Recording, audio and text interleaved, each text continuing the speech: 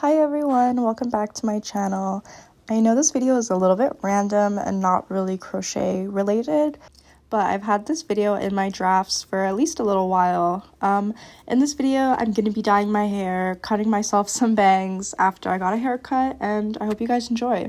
As you can see, I ended up putting some shampoo around the barrier of my skin, and I will tell you, don't do that. I regretted it so much later on. You guys will see what happened. If I can remember the color dye that I used, I'll put it up on the screen right around this timestamp. Garnier is definitely one of my favorite products to dye my hair with. And as you can see, right around this time, I start to realize why my face was so warm and tingly. Definitely word of caution, just use Vaseline. It's a tried and true when you're dyeing your hair. I had a huge allergic reaction and I just started panicking and I was so mad. At this point, as you can see, I just started trying to clean off all of the shampoo that I had on my skin and replace it with some Vaseline. I just used a warm cloth and that took care of it for sure. The redness went down and now I just started dyeing my hair. It's definitely really tedious and it really helps if you can section your hair beforehand. It cuts down on the time of missing any spots and everything. It just is so helpful to do. I know it is a little tedious though, so word of caution, if you want to do it right and not do it twice. My hair is very dense, but it is thin. So it looks like I have a lot of hair, which I do because my hair is very dense on my head, but my hair is also very thin and fragile. So a word of advice is try not to manipulate your hair too much while you are putting on hair dye. Make sure your hair has not been washed at least for a couple of days and that you have natural oils to kind of protect your scalp. And when you're rinsing out the dye, be gentle with your hair because it is still obviously, it just got processed, especially with the girls that have curly hair or textured hair. You really want to be careful. Me personally, I don't like using the conditioner that came in the box just because I had an allergic reaction with the shampoo that I put on. So I make sure to use a cleansing, color-safe shampoo to make sure that all of the product is out of my hair.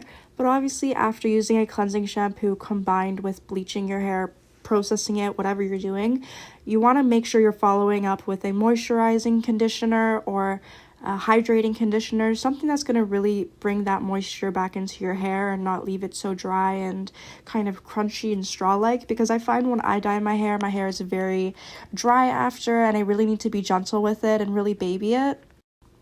And as you guys can see on the screen, it was really hard for me to film the front sections of my hair given how I set up my camera. I had dye on my hands, so I didn't want to be moving my tripod around and readjusting my phone because then I would end up getting dye on that too. And at this point, I started realizing I really should have bought a second box of hair dye just so I didn't have to kind of like worry about running out. So word of caution, if you feel like you have long enough hair, it's better to buy 2 boxes than have to need a second one. Going back to the conditioner, it is so helpful if you have a hair mask or just anything with like argan oil, coconut oil, depending on the porosity of your hair. If your hair likes coconut oil or not, you know, you're gonna have to do your own research on that. But it really helps bring that moisture and hydration back to your hair after it's been processed, because I'm not a hairstylist, but the cuticles and everything are lifted, so you really want to make sure you're bringing back into your hair. You can see I was running my hands through my hair to make sure that I fully saturated every single strand and I didn't miss a single spot, because I'm always really paranoid that I would have to go back in with a second application, which I did not want to do. Here's the color and how it came out. I think it's really pretty and it adds a little bit of warmth to my hair. I got a big haircut after a couple of days. The ends of my hair were just really dried and I feel like they were a little bit beyond repair. So I said, you know what, let me cut off a bit of the length. And here I am just giving myself some bangs. Be really careful when you guys do this. Don't just be going willy-nilly like I was. So here is the fact after and me just kind of messing around with the hair and styling it and seeing how I like it. I didn't ask for bangs at the hairdresser just because I didn't want them to cut them too short and I wanted to be responsible for messing them up. I really liked how the hair turned out and I hope you guys enjoyed watching. Bye!